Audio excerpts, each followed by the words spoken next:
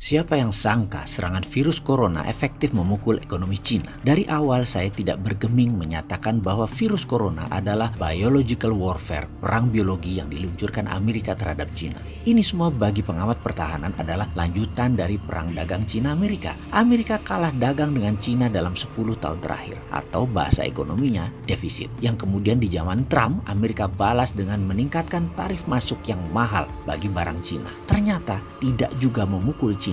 Kemudian Cina melemahkan yuannya sedikit sebagai counternya. Lalu apa yang dilakukan Amerika? US juga melemahkan nilai dolarnya. Namun sekali lagi, itu tidak memukul ekonomi Cina. Lalu dilanjutkan dengan serangan terhadap Huawei yang mau menguasai jaringan 5G. Di mana kalau Cina menguasai 5G, maka berakibat kekuatan ekonomi Amerika berkurang hingga 7% atau lebih dari 900 billion dolar per tahunnya. Apa yang terjadi? Akhirnya Cina mengalah. 5G mulai ketemu titik temunya. Namun masih Amerika versi Trump kurang puas. Trump ingin 2 kali menjadi commander in chief di Amerika. Maka digebrak lagi dengan serangan yang melumpuhkan ekonomi Cina, virus corona. Sebagai catatan, perang dagang adalah awal perang militer. Itu saya ulang berkali-kali. Kalau perang dagang menang, perang militer tidak berlanjut. Namun kalau belum menang-menang juga, pasti diserang lagi. Dan salah satunya adalah coronavirus ini. Ini adalah war tool. Ini adalah alat perang selanjutnya. Sebagai unsur melindungi segenap tumpah darah Indonesia, maka penanganan virus corona di Indonesia seharusnya pemimpinnya, garda terdepannya adalah Kementerian Pertahanan. Di bawahnya, Menteri Luar Negeri, Menteri Dalam Negeri, Menteri Kesehatan, dan Menteri Sosial. Ini harusnya mendapatkan perhatian super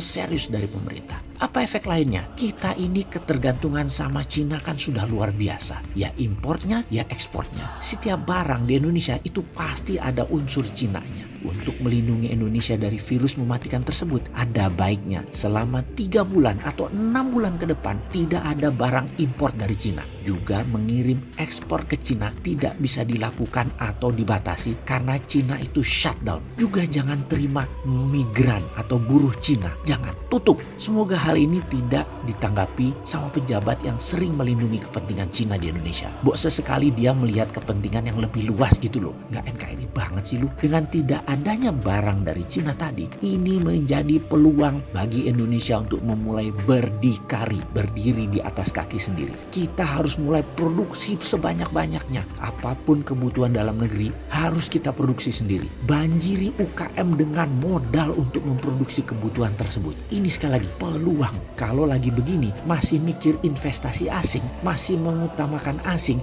bilang Indonesia nggak ada modal, nggak punya uang, perlu asing, apalagi asing. Ini yang komentar tidak NKRI banget. Coba sekali lagi kita mau dengar mana suara kalian yang nggak NKRI itu.